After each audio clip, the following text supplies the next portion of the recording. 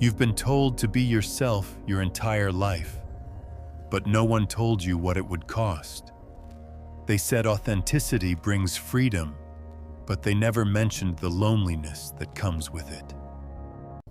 You begin to realize that the more honest you become, the fewer people can stand next to you.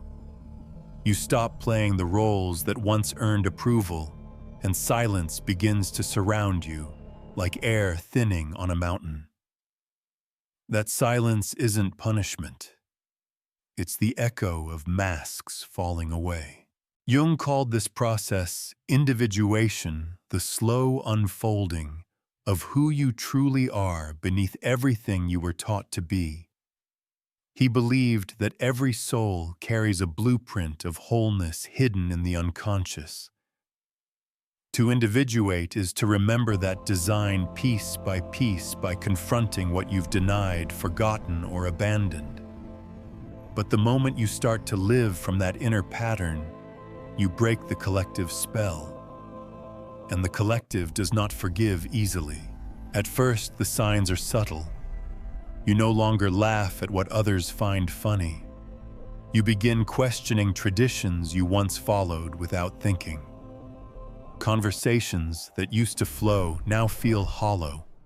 You start craving depth, meaning truth, things that can't be purchased or performed. And people start calling you distant, different, strange. That's the first price of authenticity misunderstanding. You are not being rejected for who you are. You are being rejected for no longer pretending. Every system, families, schools, workplaces, depends on a shared illusion to stay comfortable. The moment you stop participating in that illusion, you become a mirror that reflects what others avoid. Jung wrote that society is built on unconscious agreements not to see certain truths. To individuate is to break those agreements. And once you do, belonging as you knew it dissolves. He observed that most people would rather remain collective, merged into the crowd, because it feels safer to be wrong together than right alone. The individuated person steps out of that collective identity and pays for it with solitude. Jung called this solitude sacred because it's the space where the true self begins to breathe. But to the unprepared ego, it feels like exile. You start noticing how others move in groups, repeating opinions, sharing outrage, chasing belonging like air. And part of you misses that simplicity, the comfort of being unseen because you're like everyone else. But you can't go back. Once consciousness expands, it cannot shrink again. You've tasted reality without the collective filter, and pretending ignorance would now be betrayal. There's a night that comes for everyone who chooses authenticity, a night when you realize you've lost more than you've gained. You sit in the quiet, missing people who never truly knew you, and wonder if truth was worth the emptiness it left behind. Jung described this as the night sea journey, the descent into inner darkness that precedes rebirth. It's not depression. It's disidentification. The soul withdrawing from false attachments so it can remember its own light. When you begin to live as your authentic self, the world doesn't clap. It tests you. You'll encounter people who resent your freedom because it exposes their conformity. You'll meet those who try to pull you back into the roles that served their comfort. And you'll learn that authenticity requires boundaries, not walls of bitterness, but borders of truth. You no longer perform to be accepted. You express to stay alive. The second price of authenticity is responsibility. Because once you awaken, you can't blame anyone for your choices. You can't hide behind "they told me" or "that's how it's done." Jung said the most terrifying experience for a human being is to meet the self, that deeper center beyond ego. It's the moment you realize no one is coming to save you, and also that you no longer need saving. freedom and accountability arrive together. And most people would rather surrender their freedom than face themselves. To individuate means you stop seeking permission. You stop expecting others to understand decisions that are guided by something they can't hear.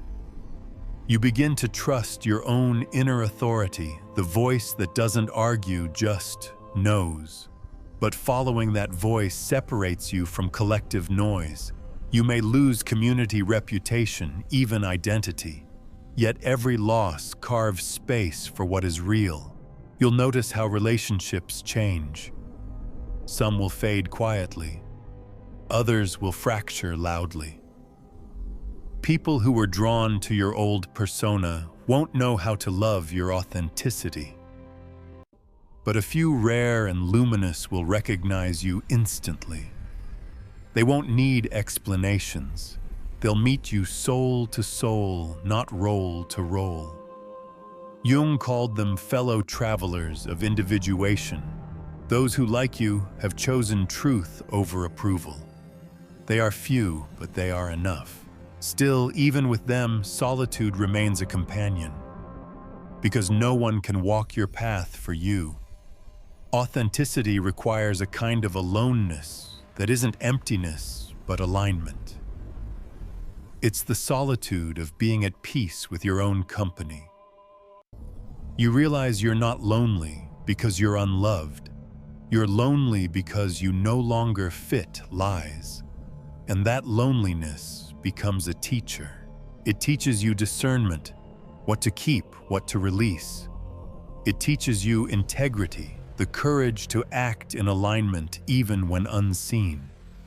It teaches you compassion, the understanding that everyone is moving at the pace their soul allows. Eventually, that loneliness transforms into serenity. You stop craving to be understood and start enjoying being real. Jung believed that individuation is the destiny of every soul, but few fulfill it. Because the world rewards adaptation, not authenticity. It trains you to survive, not to awaken. But survival without soul is just another form of dying slowly. The call of individuation disrupts that numbness. It whispers, there is more. You feel it when life stops making sense, when success tastes hollow, when the noise of achievement can't drown the emptiness. That's the self calling the deeper intelligence of your psyche, demanding integration. If you ignore it, symptoms appear: anxiety, discontent, restlessness, recurring dreams. Not punishments, but signals. The unconscious doesn't speak in language. It speaks in discomfort. Authenticity begins when you stop interpreting that discomfort as failure and start hearing it as instruction. The pain of isolation becomes the portal to integrity. The void between who you were and who you're becoming is the crucible where the real you is born. The world will keep tempting you to turn back, to conform, to dilute, to explain yourself into acceptability. But every time you resist that pull, something sacred strengthens inside you. The muscles of soul, the quiet authority of being at home in your own truth. You will outgrow people, places, even versions of yourself. It won't always be graceful. But Jung wrote, no tree can reach heaven unless its roots reach down to hell. To rise into authenticity, you must descend into everything you've hidden. And that descent, that stripping away, is why individuation feels like isolation. But isolation isn't the end. It's the chrysalis, a necessary stillness before emergence. When the false falls away, what remains is essence, unshakable, untamed whole. The day will come when the loneliness ends, not because you've found the crowd again, but because you've found yourself. And from that center connection will return not the kind built on masks, but the kind rooted in truth. The price of authenticity is everything that isn't real.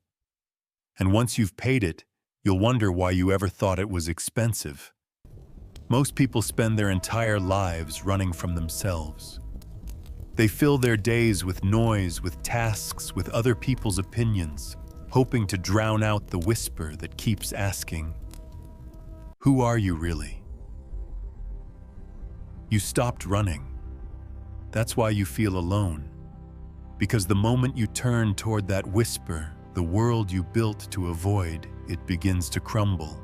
Jung said that the self, the true center of your being, does not rise politely. It erupts. It dismantles everything that isn't aligned with it. That's why the path of individuation begins with destruction. Old identities fall away, relationships shift, ambitions lose meaning. It looks like life is falling apart, but it's really just falling into truth. You may notice that the world seems dimmer now. The pleasures that once distracted you no longer satisfy. You crave silence, not stimulation, meaning, not validation. And yet that hunger for meaning isolates you from people still chasing comfort. They can't understand why you stopped playing the game. They will tell you that you've changed. And they're right. You have. Authenticity demands that you stop betraying yourself for belonging. But it doesn't guarantee that you'll find belonging again. You will have nights when you'd give anything to be ignorant again, to not see so clearly, to feel the warm numbness of the collective dream. But once you've tasted self-honesty, there's no going back. The light may be harsh, but it's real. Jung wrote that most people prefer to remain fragments rather than become whole, because wholeness requires confrontation with the shadow. To individuate is to pull all the disowned parts of yourself out of exile and bring them home. It means meeting your jealousy, your arrogance, your fear of insignificance, and saying, "You too belong." That reconciliation feels like war at first. But the enemy you're fighting is the illusion of separation. There's a reason why Jung described individuation as both a calling and a crisis. The calling awakens you. The crisis refines you. Because the self doesn't hand you peace, it hands you mirrors. And in those mirrors, you see everything you've projected onto the world. The coworkers you blamed, the parents you resented, the lovers you idealized. All of them become symbols of the psyche trying to get your attention.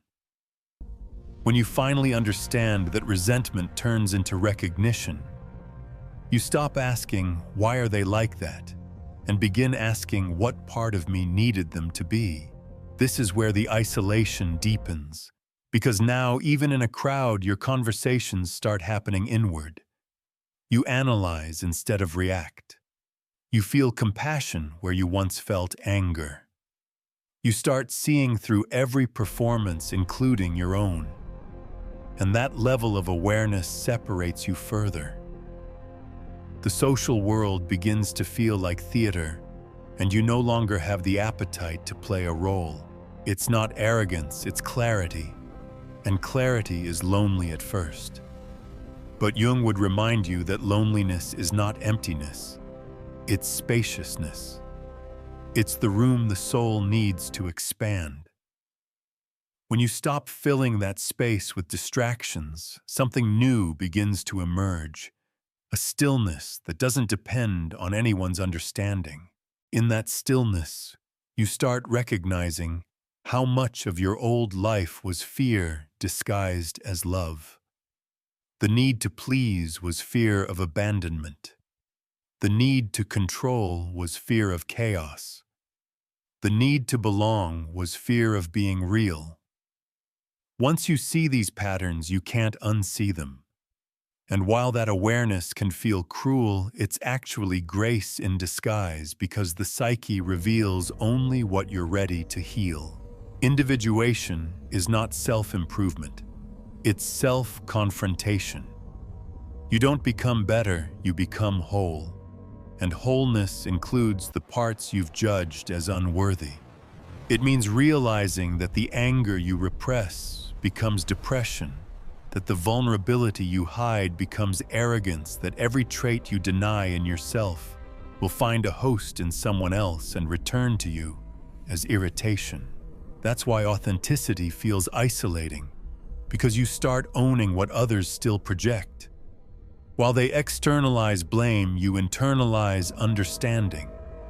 And in that gap between their denial and your awareness, connection breaks. You can't talk the same way anymore. You can't pretend not to notice. And you can't unlearn what your soul has shown you, so you withdraw. Not out of bitterness, but necessity. Jung called this the retreat into the inner world, the descent before renewal. It's not a retreat from life, but into life's depth. You start journaling, creating, meditating, walking alone. The solitude that once scared you becomes sacred. You begin to realize that being alone doesn't mean being unloved. It means being accompanied by everything real inside you. During this phase, the psyche reorganizes itself. Dreams become vivid. Symbols appear. Synchronicities guide you toward forgotten pieces of yourself. It's as if the universe starts speaking in a language only you understand. That language is the unconscious communicating with the conscious, bridging two halves of your being. But this dialogue isn't always gentle. Sometimes the unconscious shouts. Nightmares intensify. Emotions surge without warning. That's how the shadow announces its presence. Not to harm you, but to be integrated. Each surge of emotion is an invitation to wholeness, disguised as chaos. If you can sit with the discomfort, instead of reacting to it, the chaos turns to clarity. There's a paradox here. The more authentic you become, the less certain you feel. Certainty belongs to ego. Truth belongs to soul. Ego seeks control. Soul seeks contact. As control loosens, life starts moving through you instead of around you. You stop chasing meaning and start feeling it.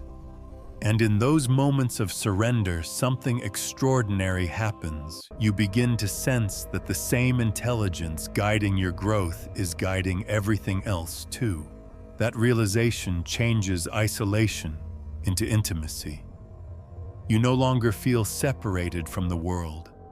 You feel interwoven with it.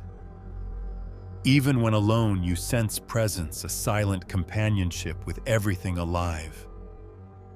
You understand what Jung meant when he said that individuation connects you to the collective unconscious more deeply than conformity ever could. You are no longer an outsider looking in. You are consciousness looking at itself through human eyes. Still, the outer world won't mirror that serenity immediately.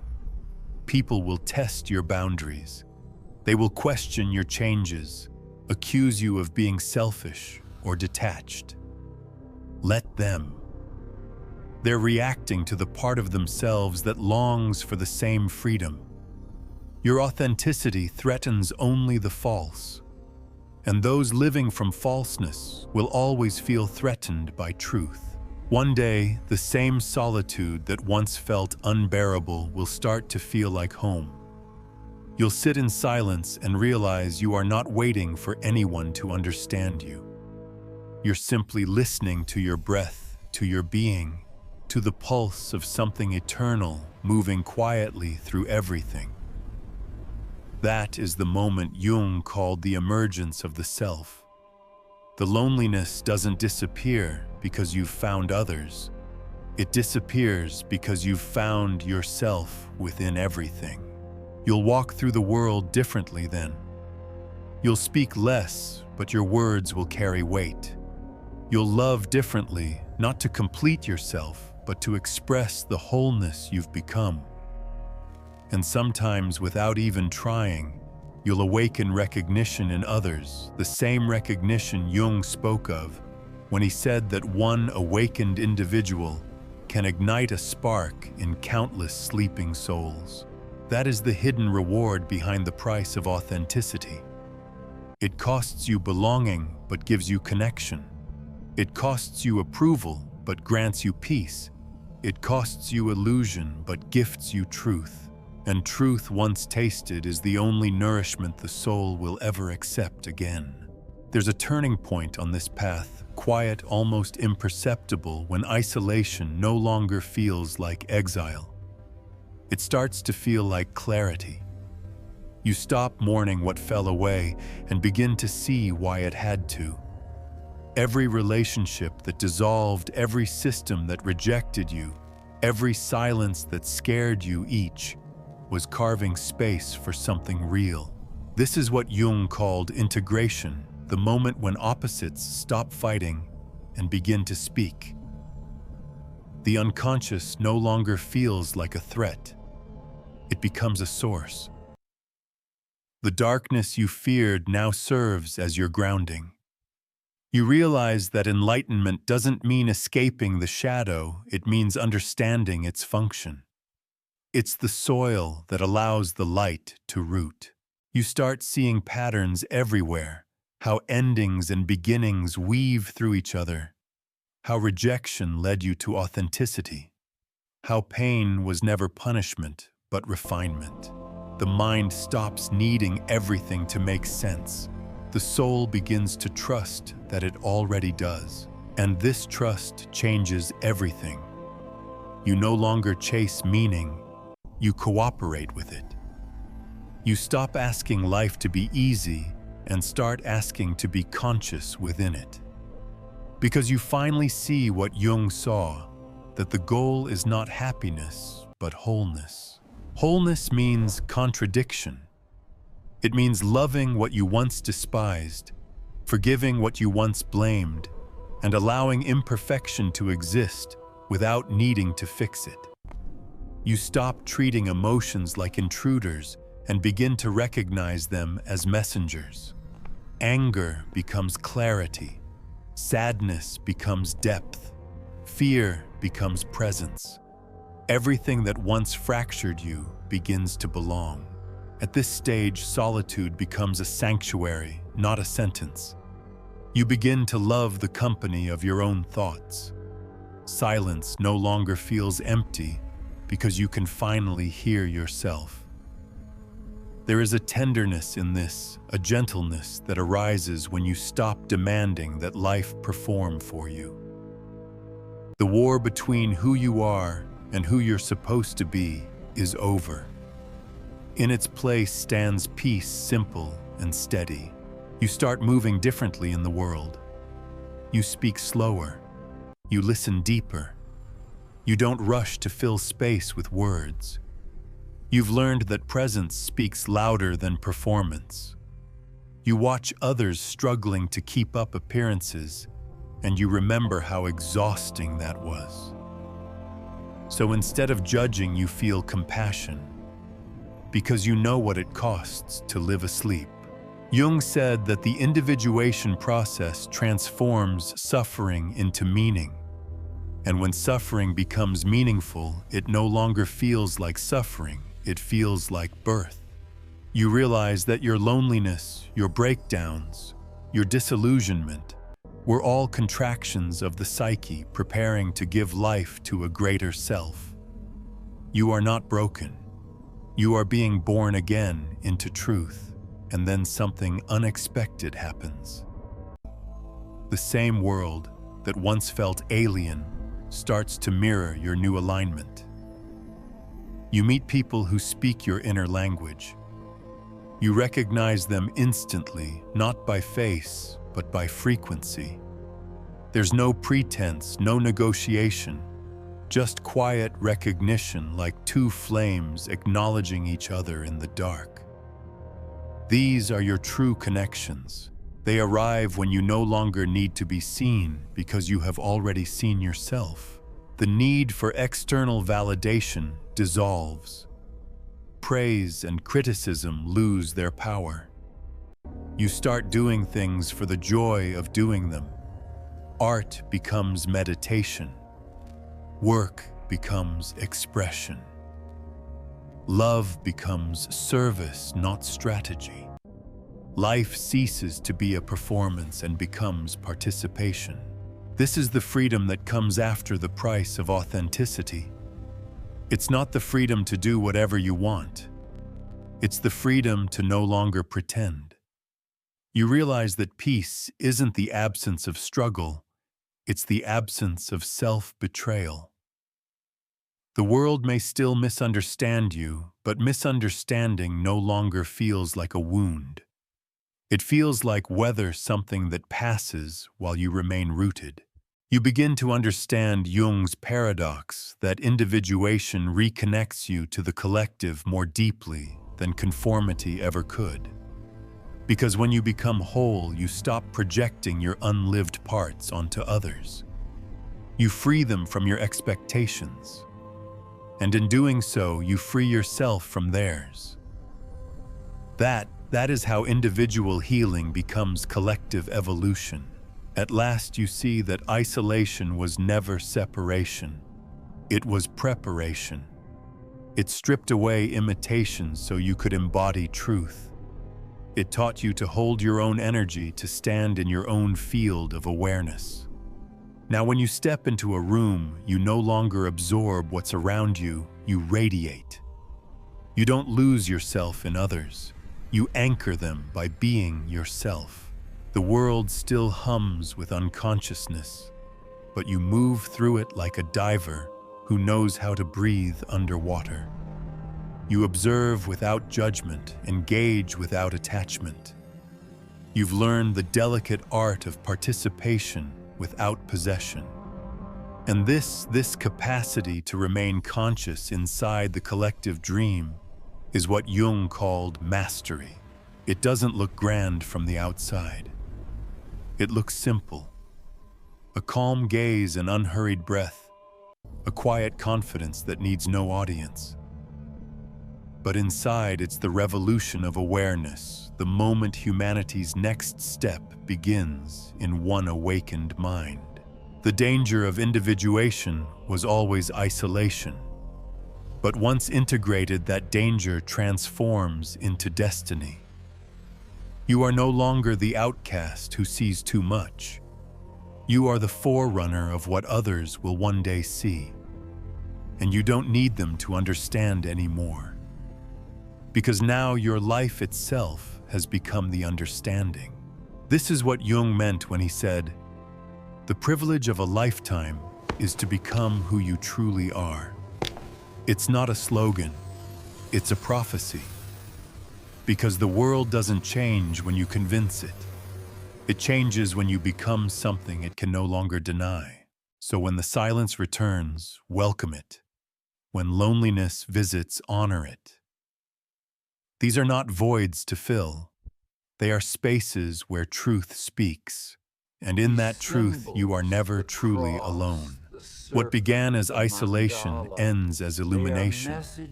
The path you thought would break you was only ever leading you home.